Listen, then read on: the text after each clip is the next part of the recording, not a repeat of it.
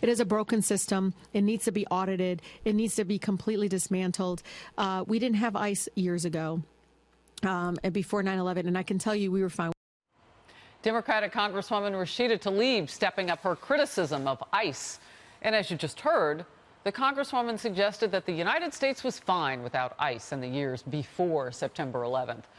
But it's unclear if she is aware that 2 of the 9/11 hijackers were in the country illegally and that the agency's duties existed under a different, now defunct agency.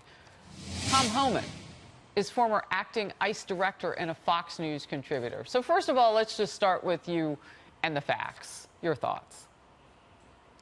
Well, it's an uneducated decision. You're right, Harris. I mean, ICE is formed out of 2 legacy agencies, U.S. Customs Service and U.S. Immigration and Naturalization Service. They combine the agencies to create ICE. So immigration enforcement has been around for decades, so obviously this Congresswoman has not done her homework and studied the issue at all, because immigration enforcement has been around for decades.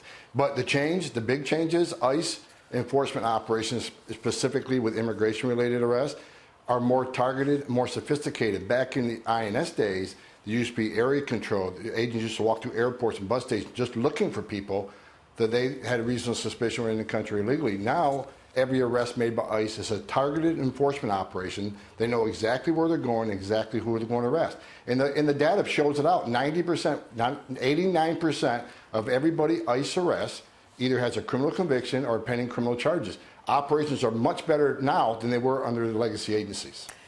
Could these progressives like Tlaib, who want to abolish ICE, put the United States in danger if they get their way? Absolutely, because just last year, ICE removed 140,000, just under 140,000 illegal aliens that had a criminal offense after they got here against U.S. citizens. HSI, the other part of ICE, they had over 34,000 criminal prosecutions, criminal arrests of gun traffickers, drug traffickers. They seized over 9,000 pounds of opioids, enough opioids to kill every man, woman, and child in this country. They saved 900 children from sexual predators. They rescued over 300 women from traffickers. This is the type of work ICE does every day. And rather than abolishing an agency that enforces the laws that she enacts, maybe she should do her job. If you don't like what ICE does, change the law, and ICE will enforce whatever laws you enact. Yeah. Oh, I mean, that's being asked of these 4 progressive congresswomen who are freshmen. What policies do you have to either replace the current ones or challenge them with some nuances? You're telling me what ICE does in detail. What happens if ICE isn't doing that job? Is there another agency that picks up? What happens if ICE goes away? It means every illegal alien that comes in this country and demands a hearing before a judge and gets ordered removed, no one's going to make them leave, because ICE is the agency that does that. And that's the question, which of course will cause a surge at the border that we've never seen before, because if people know no one's going to make them leave, we're already seeing that. Then of course they're going to keep coming. But here's a question I'd like to ask the Congresswoman, or any of the 4 squad, if you will. What is the alternative?